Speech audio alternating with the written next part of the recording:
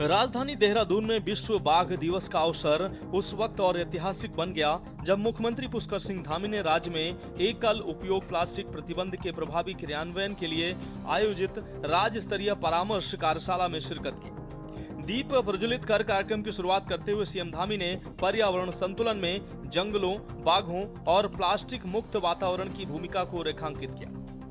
अपने संबोधन में मुख्यमंत्री पुष्कर सिंह धामी ने स्पष्ट किया कि देवभूमि उत्तराखंड के प्राकृतिक सौंदर्य और वन्यजीवों की सुरक्षा के लिए सिंगल यूज प्लास्टिक का सबसे बड़ा खतरा बन चुका है। उन्होंने कहा कि केवल नियम बनाने से काम नहीं चलेगा, बल्कि धरातल पर कड़ा परिवर्तन और सख्त चेकिंग अभियान चलाकर इसे पूरी तरह खत्म करना होगा।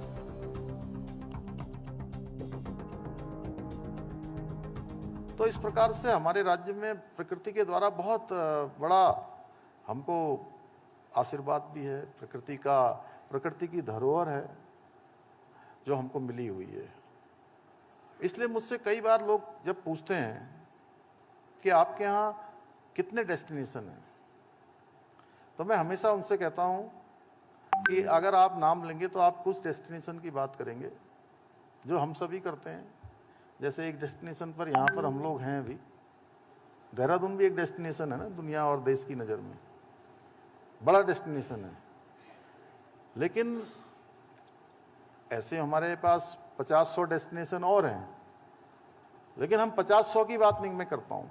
मैं कहता हूँ कि आप उत्तराखंड में जिस जगह पर चले जाएंगे वही आपको एक नया डेस्टिनेशन दिखाई देगा। आपको लगेगा कि एक नया डेस्टिनेशन है। इतना हमारे पास प्रकृति की धरोहर है। और इतना ही नहीं, उत्तराखंड भारत के उन अग्रणी राज्यों में शामिल है जहाँ पर बाघों की संख्या में अभूतपूर्व रूप से वृद्धि हुई है। लेकिन आज जब हम बाघ संरक्षण की बात करते हैं तो हमें उन खतरों को भी समझना होगा जो धीरे धीरे हमारी प्राकृतिक धरोहरों को नुकसान पहुंचा रहे हैं। और इसमें सिंगल यूज प्लास्टिक ऐसा ही एक गंभीर खतरा है। हम सभी जानते हैं प्लास्टिक वर्षों तक प्रकृति में बना रहता है। हमारी नदियों को प्रदूषित करने के साथ साथ मिट्टी को, उसकी जो उर्वरा क्षमता है उसको प्रभावित करता है, जल स्रोतों को अवरुद्ध करता है। वन्य जीवों के लिए तो घातक होता ही है। और वन क्षेत्रों में छोड़ा गया प्लास्टिक अनेक बार जो हमारे जंगली जानवर हैं उनके भोजन में मिल जाता है, जिसके बड़े उनके स्वास्थ्य पर गंभीर दुष्प्रभाव पड़ते हैं।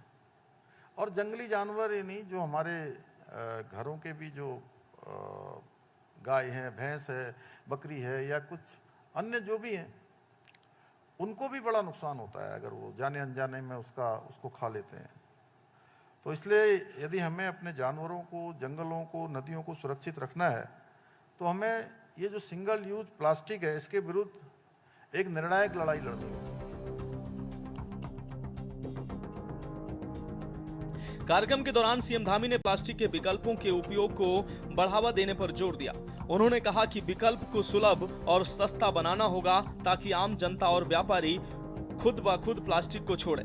साथ ही उन्होंने प्रशासनिक तंत्र को निर्देश दिए कि नियमों का उल्लंघन करने वालों पर सख्त कार्रवाई की जाए, लेकिन जन जागरूकता को मुख्य हथियार बनाया जाए।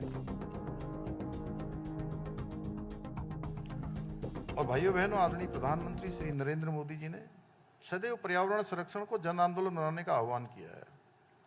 हमारे राज्य का भी कई बार उन्होंने मन की बात में उल्लेख किया है, स्वच्छता की बात की है। और उन्होंने जो यात्री जो हमारे चार धाम यात्रा पर आते हैं, अभी हमारी कांवड़ यात्रा होने वाली है जिसमें 4-5 करोड़ लोग प्रत्येक वर्ष आते हैं। उसके बाद हमारे यहाँ पर कुंभ का मेला भी प्रस्तावित है।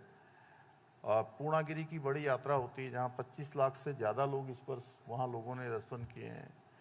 हेमकुंड साहब की यात्रा होती है, आदि कैलाश की यात्रा हो रही है, जागेश्वर धाम जा रहे हैं बड़ी संख्या में। यहाँ विभिन्न स्थानों पर पूरे देश और दुनिया के लोग आज हमारे यहाँ आते हैं। तो ऐसे में प्रधानमंत्री जी ने उन सभी से अनुरोध किया, अपील की कि जो यात्रा के नियम हैं उन यात्रा के नियमों का सभी यात्रियों को पालन करना चाहिए। और मैं भी उनका अनुसरण करते हुए आज जब भी मुझे हमारे मीडिया के मित्र पूछते हैं या मैं ऐसे स्थानों पर जाता हूं तो मैं सभी से कहता हूं कि भाई हमने अच्छी कांवड़ यात्रा का प्रबंध किया है। विश्व बाघ दिवस पर देवभूमि से दिया गया यह संदेश साफ है, बाघों और जंगलों को सुरक्षित रखना है तो पर्यावरण को प्लास्टिक के जहर से बचाना होगा। अब देखना होगा सीएम धामी की इस सख्त पहल का असर धरातल पर कितना जल्द और कितना व्यापक नजर आता है। देहरादून में आयोजित इस राज्य स्तरीय परामर्श कार्यशाला के जरिए मुख्यमंत्री पुष्कर सिंह धामी ने साफ कर दिया है कि पर्यावरण संरक्षण में किसी भी तरह की लापरवाही बर्दाश्त नहीं की जाएगी। बाघ दिवस पर शुरू हुई ये पहल देवभूमि को प्लास्टिक मुक्त बनाने की दिशा में एक मील का पत्थर साबित हो सकती है। स्पेशल डेस्क के न्यूज इंडिया।